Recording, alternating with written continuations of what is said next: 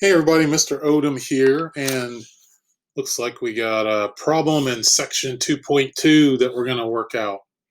The learning target for this video is, hopefully at the end, you can say, I can evaluate expressions with rational numbers. And this time I've got three rational numbers and I'm adding together. Two of them are negative. It looks complicated, but we're going to find that we just use the same process that we've been using to add rational numbers. So you're going to need a pencil, composition book, or notebook paper. I'd recommend taking notes on this one, writing it down, and a calculator. Maybe. You might need a calculator. So what do we need to do? Well, we should turn all three of these rational numbers into fractions that have the same denominator. That way we can add their numerators together. So let's do that. Let me write down the first one. It's just 6. We'll turn that into a fraction here in a moment. For the second one, it is a mixed number. So for this mixed number, let me go ahead and write it as an improper fraction. So it will be negative, and I take the 4 multiplied by 4. I get 16 plus 3 is 19. There you go. And then for negative 2 and 1/8, that's another rational number. I can write that. It's going to be negative. Write that as an improper fraction. 8 times 2 is 16 plus 1 is 17. So 17 over 8. And I already see a mistake that I made, and I don't know why I did that, but I'm glad I caught it now instead of trying to deal with it later. All right. So I can write 6 as a fraction. This would be 6 over 1. So what would be the common denominator? Well, between 1, 4, and 8. Well, it would be 8. 8 would be the common denominator. So for this first rational number, I want to write it so the denominator is 8. To go from 1 to 8 using multiplication, I multiply 1 times 8. Then I have to multiply 6 times 8, which is 48.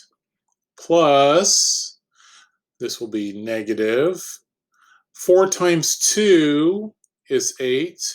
19 times 2, you might need your calculator, or you might know what that is 38. And remember, this rational number is negative. Plus negative 17 over 8. All right, not too bad so far. We have now written our rational numbers so they all have the same denominator.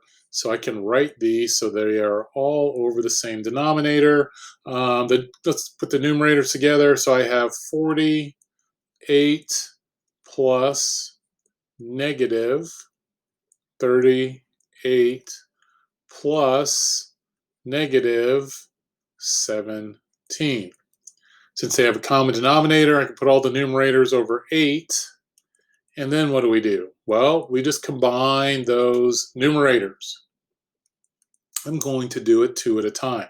I'm going to leave the 48 alone because I'm going to deal with the negative 38 plus the negative 17. Same sign, add and keep. So I'll stop there. I'm going to add those absolute values together and keep the sign. So what is 38 plus 17?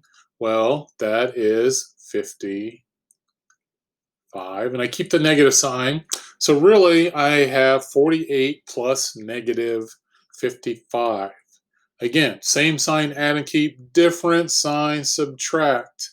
Keep the sign of the bigger number. So which absolute value would be farther away from 0? Absolute value of negative 55 or absolute value of 48? You are correct, my friend. Absolute value of negative 55 would be farther away from 0. All right, so we're going to keep the sign of the bigger absolute value. So this would be a negative in the numerator. And then 55 minus 48, that's just 7. So I have negative 7/8, which I can write as negative. Put the negative in front. That's kind of the proper way to write that. Negative 7/8.